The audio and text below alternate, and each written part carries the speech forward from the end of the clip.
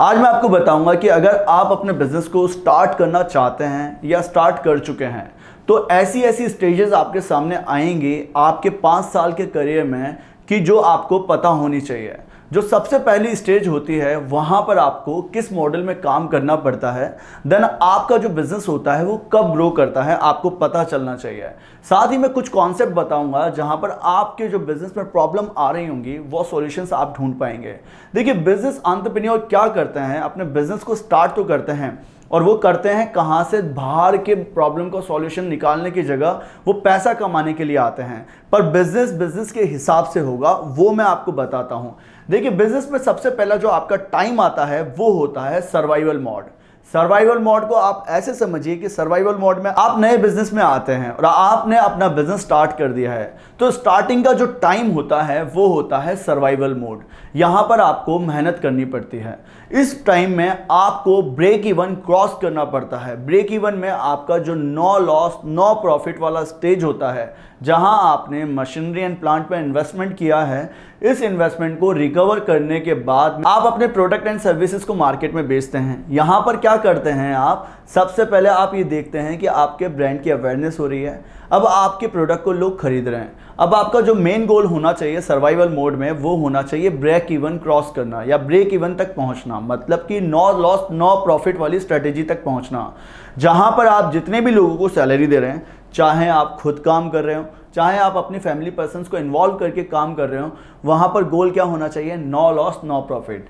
आप अपने बिजनेस में इस स्टेज पर स्टार्टिंग के साल से 6 महीने रहते हैं।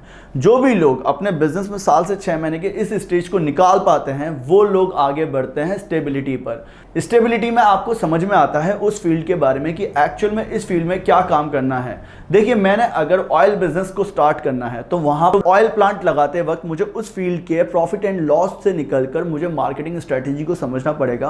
किस तरह के प्रोडक्ट को इनोवेट करूं, कैसा प्रोडक्ट बेचूं, वो समझूंगा, तब मैं आगे स्टेबिलिटी से क्रॉस कर पाऊंगा। अगर मैं यहीं पर अटका रहा, सेकेंड स्टेज पर अटका रहा, तो ग्रोथ में कैसे जाऊंगा। तो हमें क्या करना होता है, थर्ड स्टेज में ग्रोथ।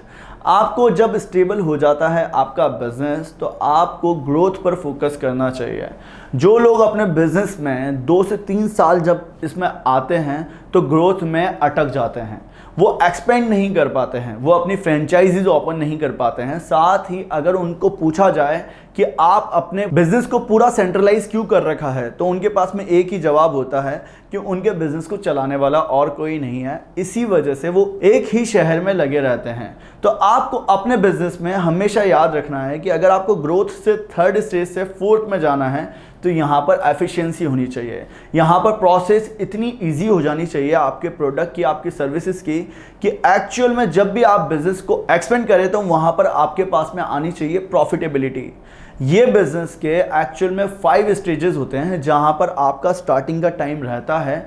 आपको इस वक्त ये समझना है कि अगर आप बिज़नेस में आगे बढ़ना चाहते हैं, आपको बहुत से यूट्यूब पे वीडियोस दिखते हैं कि मशीनरी एंड प्लांट से बिज़नेस चलते हैं मैन्युफैक्चरिंग में, बट ऐसा पॉसिबल नहीं है। बिज़नेस के लिए बिज़नेस को सीखना ज़रूरी है। अगर आपने बिज़नेस को नहीं सीखा, वहाँ पर सारे मॉडल्स को नहीं सीखा, क्योंकि आप अपने बिज़नेस में अपनी कंपनी को चलाएंगे। आप ही हैं एक पर्सन जो कि स्मॉल स्केल पर कम इन्वेस्टमेंट से बिजनेस चला रहे हैं, जहां पर आपके पास में कोई भी अभी स्टार्टिंग में टीम नहीं है। तो आपको अपनी टीम डेवलप करनी है, देन एक्सपेंड करना है। और हम आपको यही बताते हैं कि अगर आप अपने बिजनेस में अकेले हैं तो कैसे एक्सपेंड कर सकते हैं। देखिए, अब मैं आपको बताता हूं कुछ कॉन्सेप्ट्स के बारे में। देखिए, बिजनेस कैसे कॉन्सेप्ट्स पे चलते हैं, कैसे आपको काम करना चाहिए। अगर आप इन 5 स्टेज में काम करना चाहते हैं तो इस तरह से करेंगे। देखिए, सबसे पहले जो अप्रोच होती है वो कस्टमर एंड कंज्यूमर के नीड के हिसाब से आपको प्रोडक्शन मार्केट के एक कॉन्सेप्ट को लगाना चाहिए। ये प्रोडक्शन कॉन्सेप्ट बेस्ड होता है जहां पर आपको ज़्यादा प्रोडक्शन करना पड़ता है, लेस प्रॉफिट में काम करना पड़ता है और ज़्यादा कस्टमर को टारगेट करना पड़ता है। इस तरह के प्रोडक्शन कॉन्सेप्ट में आपके पास में जो प्रॉफिट एंड मार्जिन्स रहते हैं वो कम रहते हैं। यहाँ पर कंपटीशन ज़्यादा रहता है, पर क्या होता है, यहाँ पर ब्रांड अवेयरनेस नहीं होती है। जितना सप्लाई चेन बनाएंगे, जितना डिस्ट्रीब्यूट करेंगे मार्केट में अपने प्रोडक्ट को, उतना आपको ऑर्डर मिलेगा। जितने नेटवर्क को एक्सपेंड करेंगे, अगर आप अपनी सिटी के एक एरिया में काम कर रहे हैं, यहाँ पर ब्रांड अवेयरनेस नहीं होगी। चाहे मैं बात करूँ वायरनिल जैसे बिजनेस की, साथ ही साथ कॉटन वैक्स जैसे बिजनेस की, इस तरह के बिजनेस में कोई भी ब्रांड नहीं है। आप अपने लोकल मार्केट में काम करेंगे, देन सेकंड मार्केट को चूज़ करेंगे, देन थर्ड मार्केट को चूज़ करेंगे। यहाँ पर आपको सप्लाई चेन का एक नेटवर्क बनाना पड़ता है जब भी आप प्रोडक्शन कॉन्सेप्ट पर अपने बिजनेस को चलाते हैं। अगला कॉन्सेप्ट है प्रोडक्ट कॉन्सेप्ट। प्रोडक्ट कॉन्सेप्ट को ऐसे समझिए कि यहाँ पर आपको अपने प्रोडक्ट की क्वालिटी पर काम करना होता है। जैसे कि आप देखते हैं रीबॉक के शूज़ मिलते हैं, यहाँ पर लोकल शूज़ भी मिलते हैं। प्रोडक्ट क्वालिटी में रीबॉक ने अपने ब्रांड को एस्टेब्लिश करा है, साथ ही अपना एक ब्रांड के साथ साथ क्वालिटी भी दी है। यही आपको करना होता है। यहाँ पर आपका कस्टमर्स तो कम होता है बट आप क्वालिटी पर ध्यान देते हैं। नेक्स्ट कॉन्सेप्ट है सेलिंग कॉन्सेप्ट। आज भी बहुत से एंटरप्रेन्योर अपने बिजनेस में चाहते हैं कि मैं एक ऐसा प्रोडक्ट बना दूं जो कि पिक कर ले कस्टमर, और यहाँ पर बहुत से लोग अटके रहते हैं, फिर कहते हैं कि हमारा प्रोडक्ट बिक नहीं रहा है। वो बनाते हैं प्रोडक्ट अपने हिसाब से। अगर हमें प्रोडक्ट बनाना है तो मार्केट में कस्टमर एंड कंज्यूमर नीड को देखते हुए प्रोडक्ट बनाना होता है। इसी वजह से बिजनेस में कुछ लोग ग्रो नहीं कर पाते हैं, अपने प्रोडक्ट को कितना भी बेहतर बना लेते हैं खुद के हिसाब से, अकॉर्डिंग टू कस्टमर नहीं बना पाते हैं।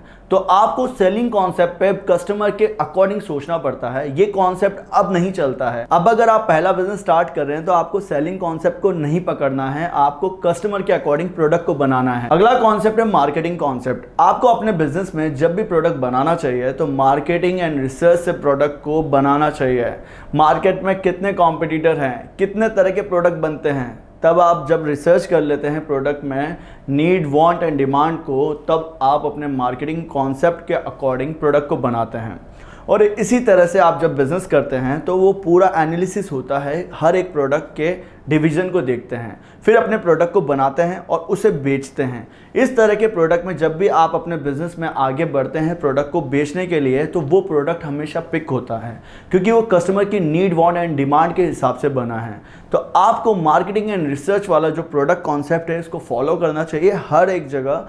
ये हमेशा काम करता है आपके बिजनेस को ग्रो कराने में। ये कॉन्सेप्ट मैंने आपको इसीलिए समझाए हैं कि अगर आप अपने बिजनेस में कहीं पर भी अटके हुए हैं तो आप हमारे साथ में जुड़ सकते हैं।